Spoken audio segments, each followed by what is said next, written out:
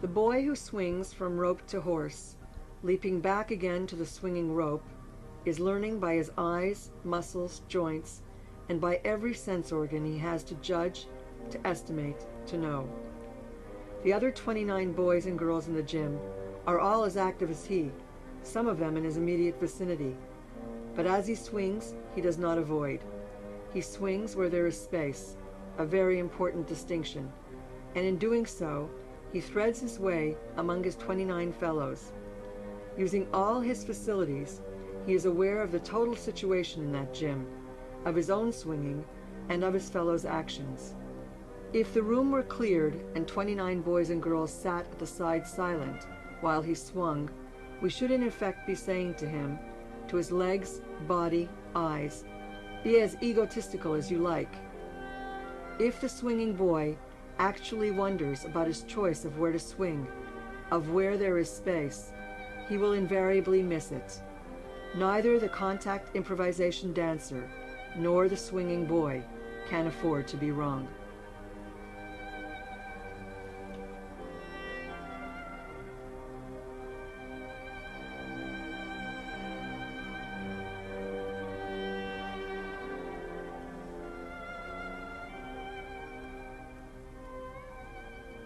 Design and movement, the prospect of interdisciplinary design, was set up so that we could decide how architectural design defines identity, or alternatively, challenges received identity. This exploration was based on a first-year architecture design pedagogy, experimenting with both defamiliarization and dance.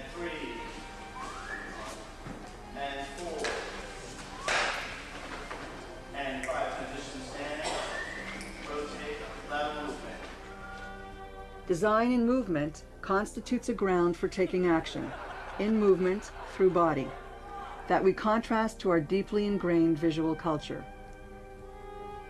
The students, under the direction of Doug Verone, were divided into groups of 6 with one dance leader from the company. Each dance leader drew a diagram of a shape.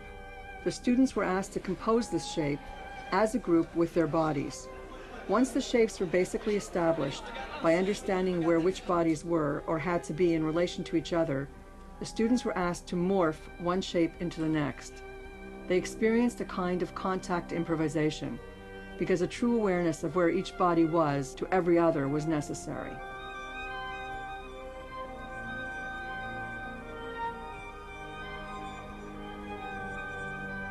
The students were led to take 30-second clips of a video of the professional company and to create a notation of these clips. The idea of the notation was an attempt to record movement and use it as a vehicle for the design of an inhabitable dance and/or ordinary space.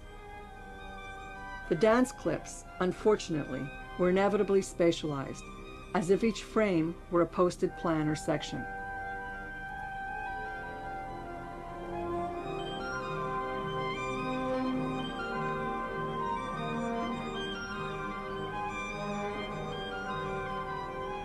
The students were ultimately asked to design a series of 6 inhabitable installations that responded to the concept of movement determining space, that is, to space in the making.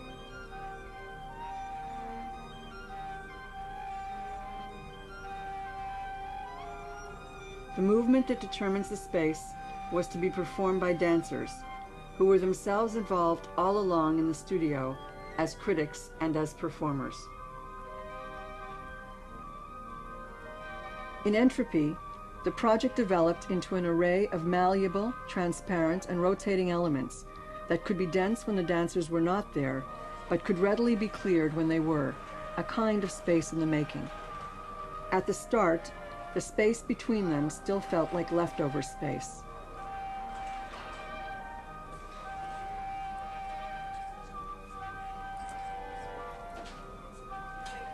The objects themselves, in other words, were the positive figures, and any concept of movement seemed to be connected to those elements themselves as elements of a ready-made space.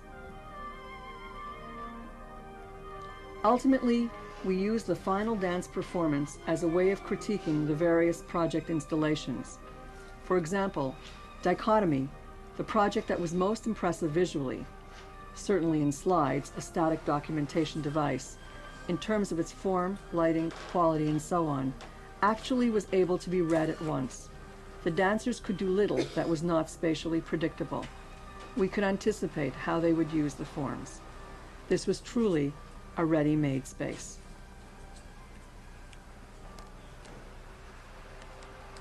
In Chronologue, however, the space was mobile.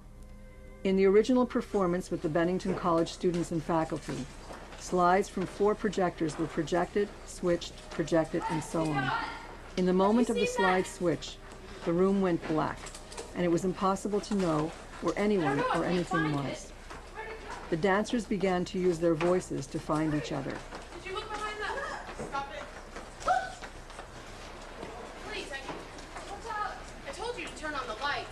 They had to drop their eyes, so to speak, in the ready-made space, of which everything would have stood apart at once, and instead had to refer to each other's movement to continue.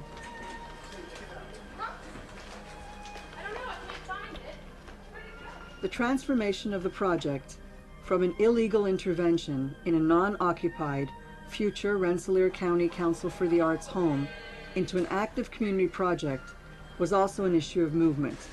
Once the proposals were experienced by the directors of the Rensselaer County Council for the Arts, 3 professional dance companies, an international experimental musician, and a video artist, they were taken over. What follows is the result of that collaboration.